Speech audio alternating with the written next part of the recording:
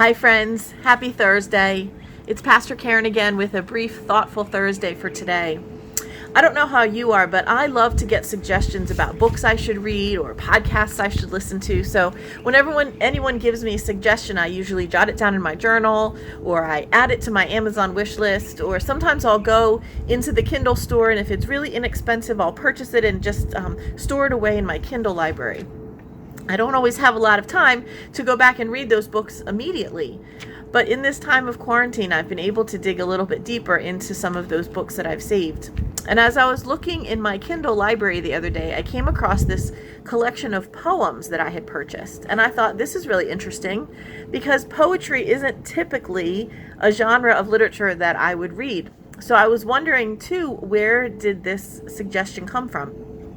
But as I started to read a little bit about the poet, and as I read the first poem in this collection, which I'm going to share with you today, I think that I was drawn to this poetry for such a time as this, and hopefully it blesses you as much as it blessed me.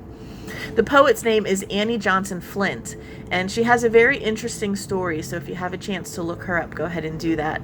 Her mother died at a very young age while she was giving birth to Annie's sister, and her father couldn't take care of them, so she and her sister were adopted by some people in her town.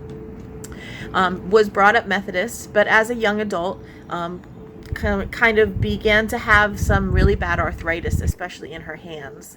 And interestingly enough, she still felt very called to be writing poetry despite the pain, especially in response to scripture that she had memorized or that she was studying or that had come to her. So I think it's very telling that even a woman who was born in 1866, by the way, is writing this poetry that might just speak to us today. So I hope these words bless you. The name of the poem is He Giveth More Grace.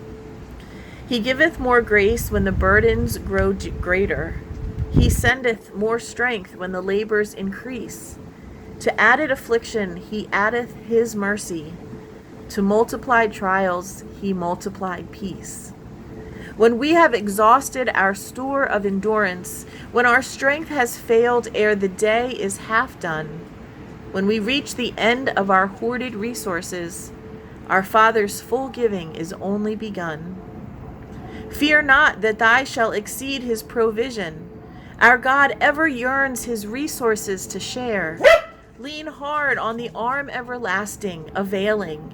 The Father, both thee and thy Lord, will appear.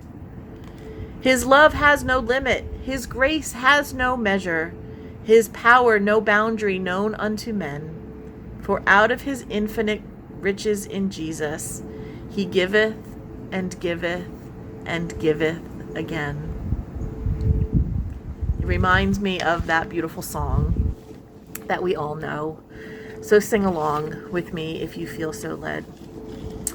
Amazing grace, how sweet the sound that saved a wretch like me. I once was lost, but now I'm found. I was blind, but now I see. I hope today that you feel a little bit of God's provision in your life. If you're feeling empty, that God fills you up. If you're feeling frustrated, that God brings you peace. If you're feeling lonely, that God becomes your spiritual companion for today. I've been praying for each and every one of you every day, and I pray for the day that we can safely see each other again. Have a great day, friends.